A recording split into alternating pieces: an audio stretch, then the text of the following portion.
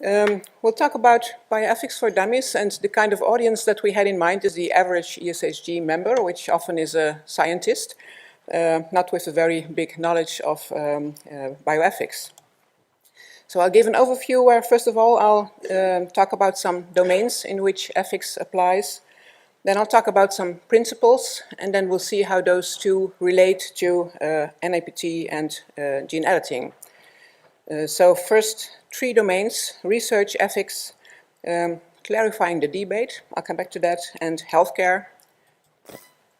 But if you think about ethics, then many people will think, isn't that just about doing good, or maybe telling what is allowed or not? If as a researcher I have to go to my ethical committee, it is mainly to ask them whether I can do the test I want to do, or the investigation I want to do, or the research I want to do. And so this is the other side of course, the same coin. The main question then is, if you talk about doing good, why exactly is something good? What do you mean? What values are behind that? And these questions apply in healthcare, but as I mentioned already, also very much in research. And many of those debates in the healthcare setting and in the research setting are very much interlinked, so they are not separate, but they come back to the same kind of values. I already kind of mentioned that this is not only about answers. Yes, you get permission to do your research, but it's also about asking good questions, and that could be even more important. When you talk about what is good, there's often a lot of debate about why do you mean this is good, what is behind that, what kind of values are implied. And often it's very important to start with looking at that level beyond the surface. So in your research ethical committee or institutional review board, the main question would be, is it allowed to do this experiment? And then I'll focus on humans, even if many other experiments also would have to go to an institutional review board. And what would they focus on? For instance, on the information you give to the people that are invited, to what intervention exactly is it that you propose? Will you be drawing blood just a little bit, as much as you would do in regular care, and then using a little bit of the leftover? Will you be taking extra samples, and is that somehow for them rather difficult or painful or whatever? Are you giving medication, and would that be the medication that is not the standard? And all these kind of things need to be documented then for your institutional review board. And a very important element here is that the consent must be organized very well.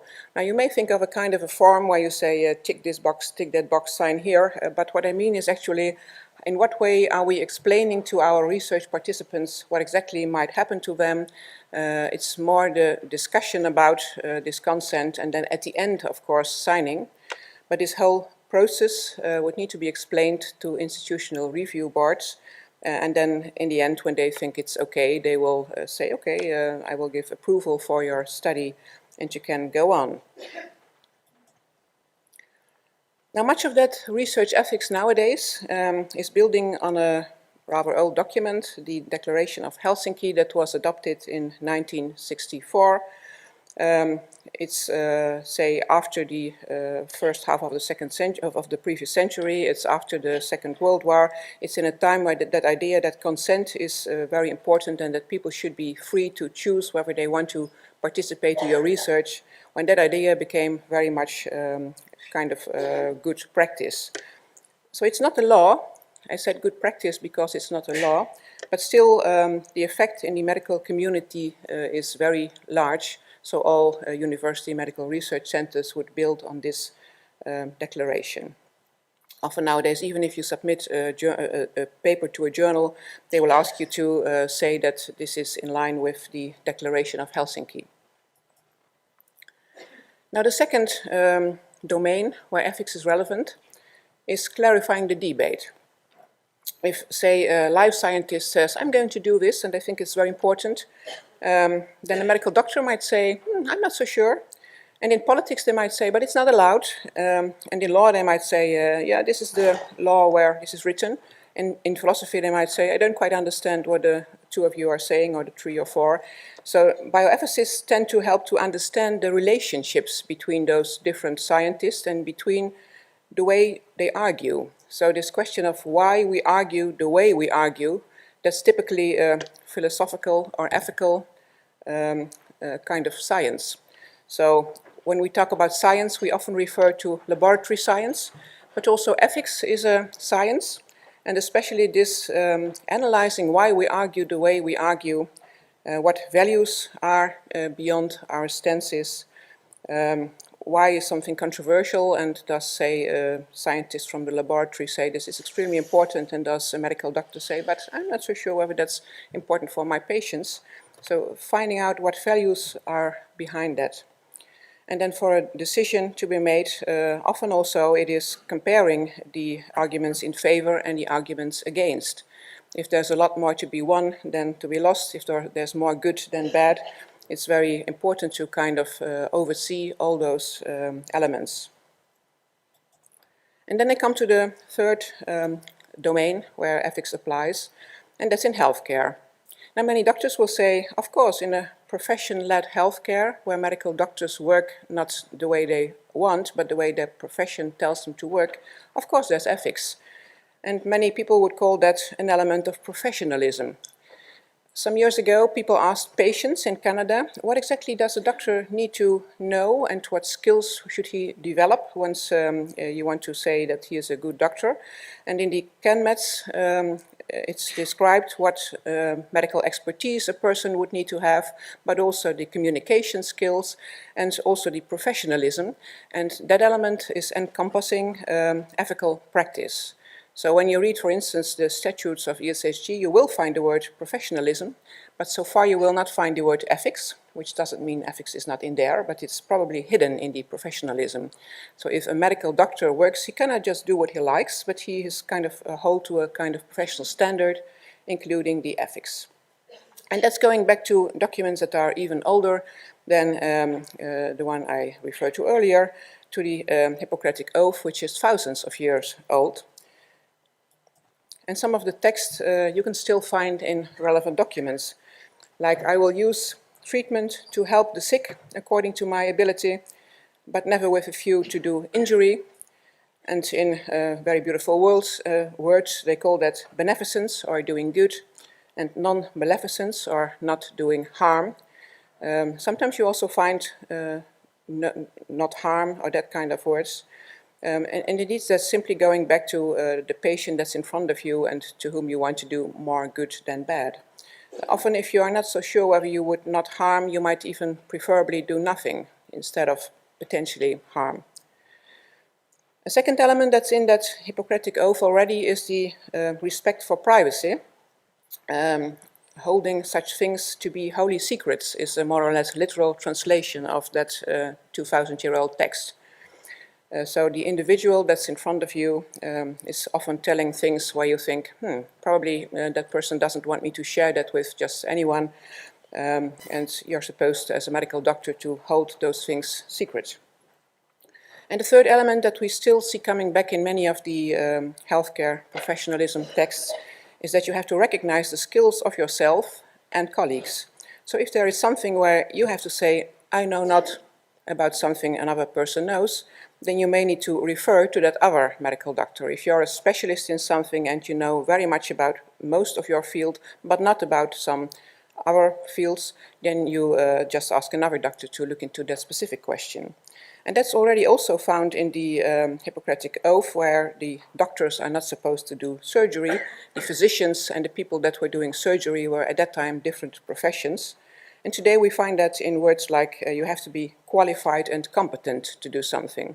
It's not only sufficient to have a diploma, but also you need to be skilled enough and confident that you can do that yourself. So those two elements, qualified, meaning that you are in legal terms allowed to do it, but competent also meaning that you still have the skills today to exercise part of medical work. Now we're going to apply these elements on gene editing and NIPT, not yet immediately, but we have to realize that both are questions at the beginning of life. So the non-invasive prenatal testing during pregnancy to see whether a child's got an aneuploidy, a chromosome too many or too less, And of course, I cannot discuss everything on the ethics of these fields, so I will focus on the contributions of the Public and Professional Policy Committee of ESHG, as Francesca already introduced. These are topics, both of which have been on the agenda of the PPPC. For NIPT, it's already out there in the journal, and for gene editing, it was approved by the board 2 days ago. So this committee tends to develop recommendations for responsible healthcare. Also, this is a word referring to ethics, but kind of implicit.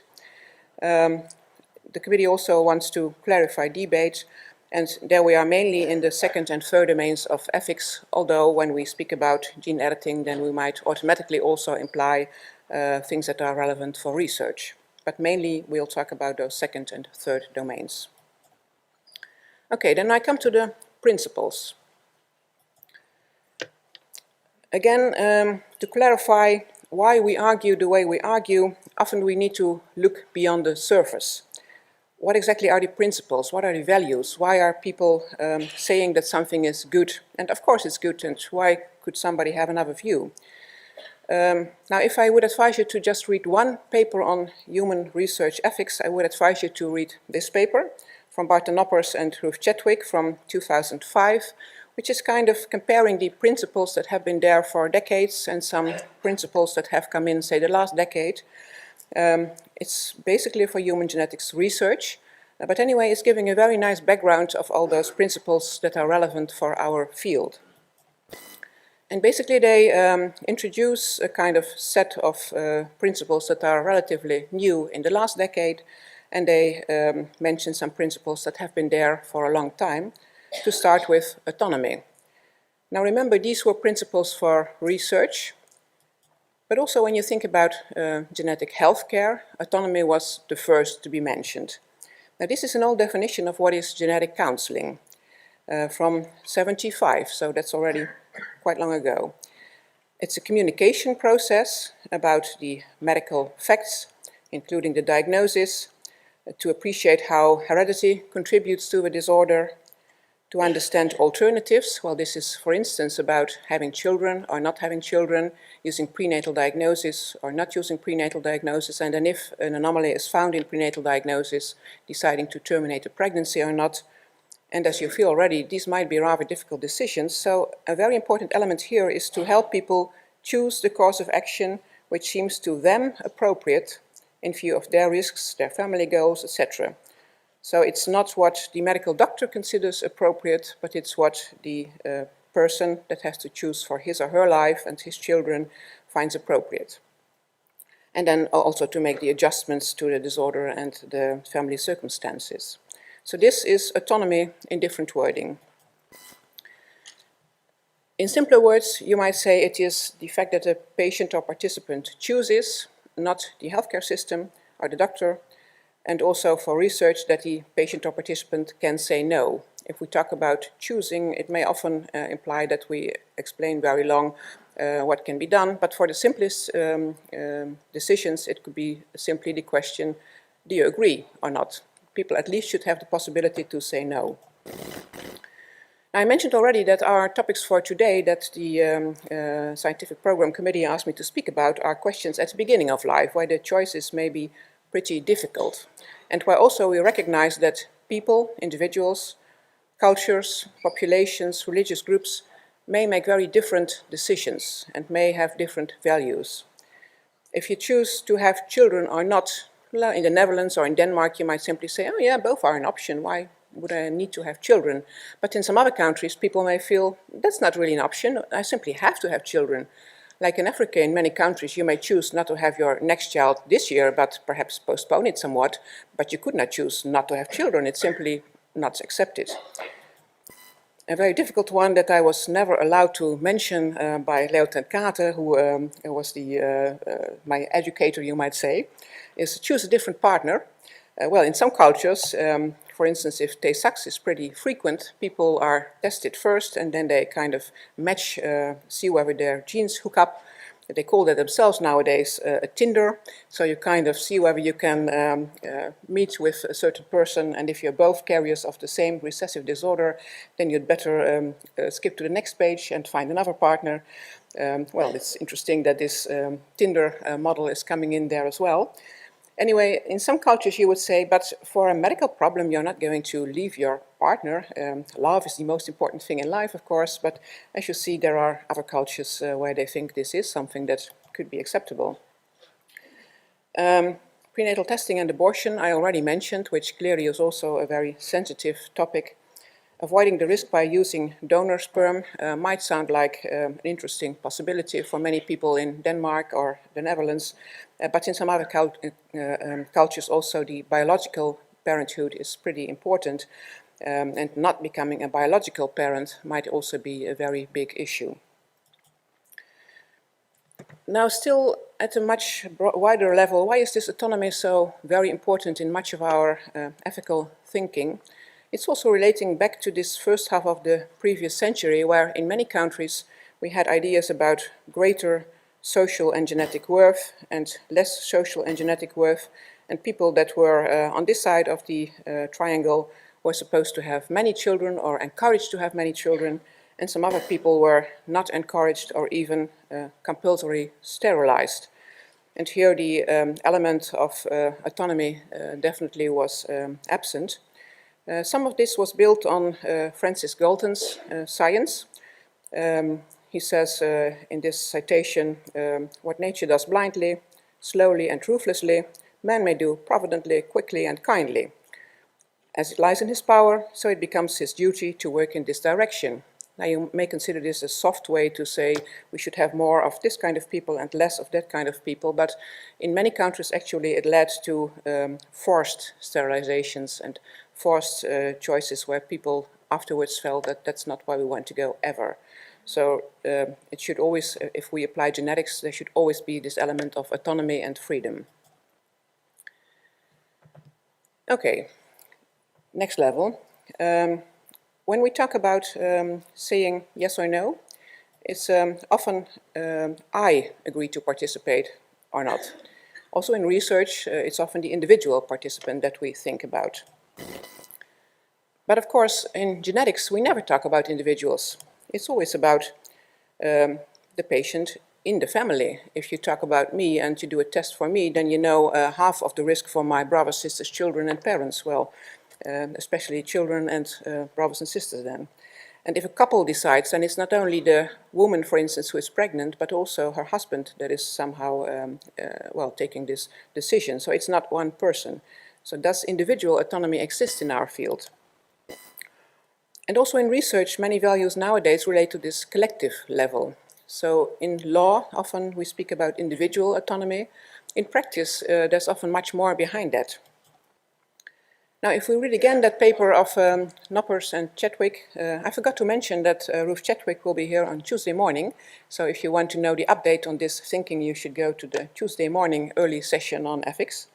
But anyway, these collective ethical principles come in this right-hand side, where people speak about, for instance, solidarity, citizenry, universality. And when you think about why should you genotype a certain population, that's also because all the people from the population might profit. When you find a variant and you want to know whether it's of unknown significance or of known significance, then you might better also genotype the people from Iceland to know what the variant means in Iceland. If you have only done the Western Europeans, it might be difficult in Amsterdam to interpret the variants that we find in the 100 or more nationalities of the people that visit our clinic. So this is about sharing what you know about me with the people that might also profit from it. So this level of individuals versus group, you can also find in research. There's organizations called Patients Like Me that kind of say, I will now participate to a trial because I know that there's a small chance that I profit, but for people like me, patients like me, it might be very relevant. Again, if a population is studied, then my genome will provide information about people with the same ancestry. So there again, that collective value is surfacing. In debates about children, this was also often pretty important. Many people have been reluctant to include children in research because it's, of course, easy to do harm if you just take a sample of blood that's already doing some harm to a child. But on the other hand, for some childhood disorders, one would never be able to further develop therapy if you don't accept to include children in research. So also in many countries, this idea has been progressing somewhat to allow more research in children because of this specific reason. It's the patients like them that might also profit. And if you want to do something for patients with childhood disorders, you cannot study 18 plus persons. So now we come finally to the topic that the Scientific Program Committee invited us to speak about.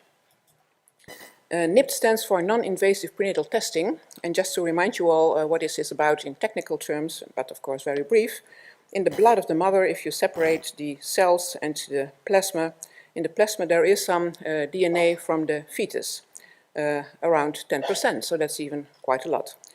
Now the first application of this was for rhesus. If the mother is rhesus negative, you may find in her blood only one peak. And if, for instance, the father is rhesus positive, in his blood you would find also many peaks. Now, if one of these peaks would be seen in the blood of the mother, then definitely that has to come from the fetus. It can't be the mother's. So if you want to know whether a rhesus negative mother is pregnant of a rhesus positive child, you can use non-invasive prenatal testing. This has been integrated very fast into medical healthcare because there are very few ethical issues. But when it was also possible to look into the trisomies, more ethical problems surfaced or questions. So around 2011, first trisomy 21 and then also trisomy 13 and 18 appeared to be possible to identify them with NIPT. And in technical terms, that sounded like a very good possibility. So already in many countries, we did screen for Down syndrome and other chromosomal anomalies. And if an anomaly was detected, options are to terminate the pregnancy or not. So we are back with our difficult ethical choices. But if we did this first test, the combined testing, 5 to 7% of the people had to be referred for follow-up testing for chorionic villi sampling or amniocentesis. Well, that's quite a lot. So all these women then are in a period of uncertainty for quite some time, several weeks, and needed a confirmatory diagnostic test. These tests are not without a risk. There can be a procedure-related miscarriage, so due to the test itself. Now, NIPT has improved the accuracy, so it's, if you use NIPT instead of combined testing, far less invasive testing is needed. The test has a higher sensitivity and specificity, so you pick up even more of the chromosomal anomaly cases, not just 70 to 90%, but 99.9% or something like that. The specificity depends, of course, a bit on the population, but also that is very high. So if you are not pregnant of a child with an aneuploidy, the chance that you will have a true negative result is very high. But still confirmation is needed because basically we're looking at DNA from the placenta. So it's not the DNA from the fetus itself, but it's the placental DNA. So this sounds like we should move on very fast because we have a much better test for a field which is already pretty complicated. But thinking from an ethical stance, of course, we should not lower our standards then for the pre-test information and for the counseling, because still that potential next step, terminating a pregnancy or not, that is pretty complicated, and people should think about that early. So having a very good test still implies that we need to organize our healthcare very good, and we need proper pre-test information and good counseling so that people only take this step to NIPT if they are really overseeing the potential next steps. Now in this field we developed recommendations that appeared last year in the European Journal. So we definitely recognize that it has the potential to help practice better achieve its aim of facilitating autonomous reproductive choices. So here again we have this word autonomy. If people choose to do this test because they would want to be informed about a chromosomal anomaly in the fetus, then if it's got a better sensitivity and specificity, it indeed helps them better understand whether they carry such a child or not. But then immediately linked to that, to evaluate this aim, it's not sufficient to report on the number of participants, the uptake or the prevalence of aneuploidies, which we often find in many publications, But if autonomy is the goal, we need to measure in some way informed decision making. If we have an uptake of, say, 30 or 35% now in the Netherlands, I believe, some people say that's more than it was before, but that doesn't prove anything. We have to know whether the women that are now making the choice indeed make informed decisions, not whether more problems are identified or whatever, but indeed whether women are happy with this situation, whether they made a choice that suits them. And then a crucial element there is that NIPT is not just a test, but we need counseling, education of professionals, the midwives that are doing the counseling, accountability to all stakeholders, including the children born from screened pregnancies and persons living with the condition. So that's the people that have Down syndrome or have a chromosomal anomaly and that need to be taken care of. And the promotion of equity of access. So who can afford to have the NIPT? That shouldn't be only for the rich. Now I come to a point that often ethical principles are connected. I mainly focused on autonomy, but already we now talk about equity. Who can have NIPT? Somebody who is rich enough to pay for the test, or would it be all pregnant women, and would it be kind of for free so that everybody can do it? But then you might again say, but then people might easily take the test without thinking about it. Anyway, there is an element in the fact that if women are to make an autonomous choice, then that can only be achieved if all women have access. So if it's so expensive that it costs thousands of euros or dollars, then probably few can pay for it, which means that the access is limited and equity is not achieved. So this other ethical principle then is not achieved. And another element here is that whatever their choice, they and their children should be taken care of. If people decline or accept the test, have a child with Down syndrome or terminate a pregnancy, that should not matter. If indeed we want to achieve both autonomy and equity, then all elements of, say, healthcare should be there to guarantee that people can make autonomous choices and equity is achieved.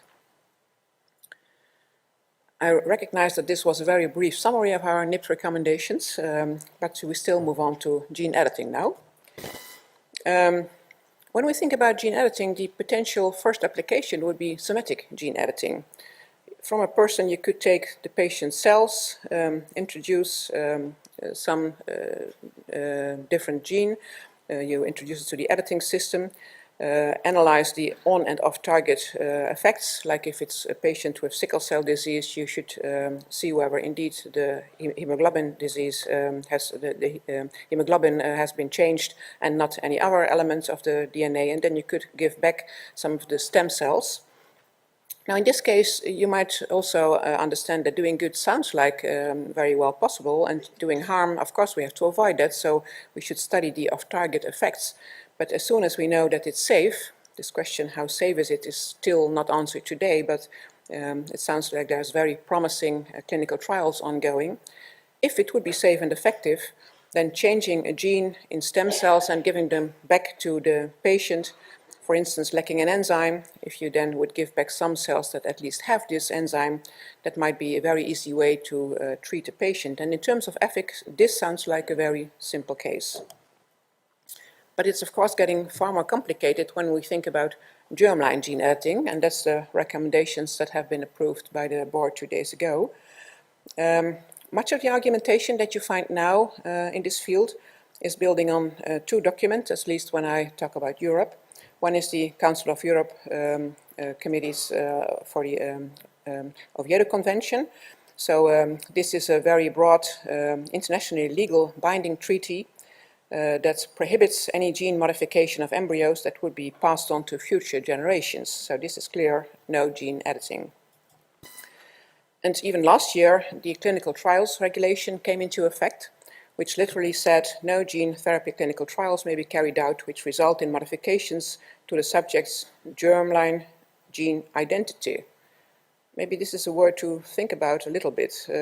We should not sort of change the identity. If we change a gene causing a severe genetic disorder, are we changing the identity? I'll come back to that later. Anyway, we have to realize that this legislation came into force only last year, and development of this kind of legislation takes 10 years or longer. Also, the Oviedo Convention is a very old piece of legislation that we're not going to change next year.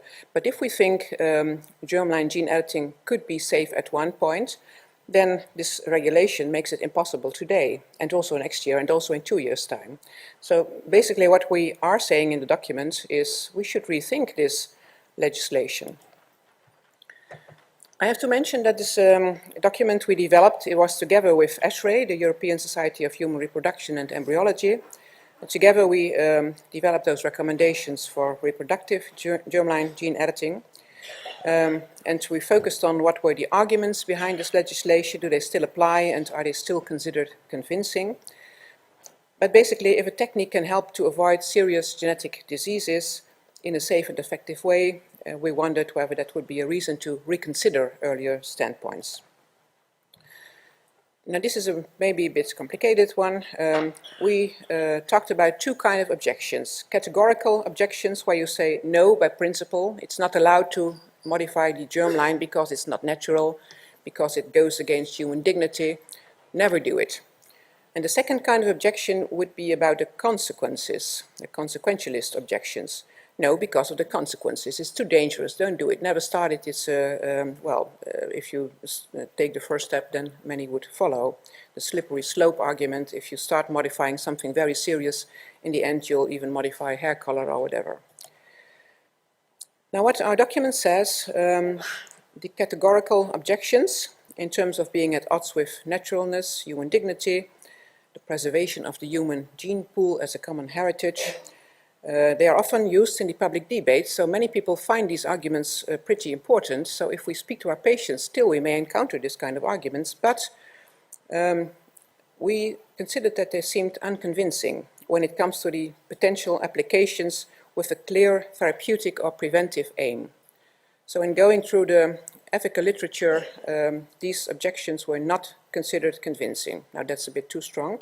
We considered that they seem to be unconvincing. So no convincing arguments for never edit the genome, the germline, for serious conditions, but we should still better understand why people are using these categorical arguments, because we need to inform the debate. If we as geneticists would say, well, there might be possibilities at one point to do it, then still we'll have to speak to many people outside of our ESHG and ESHRE societies. So we'll have to speak to lawyers, to people with a legal background, to medical doctors from other fields.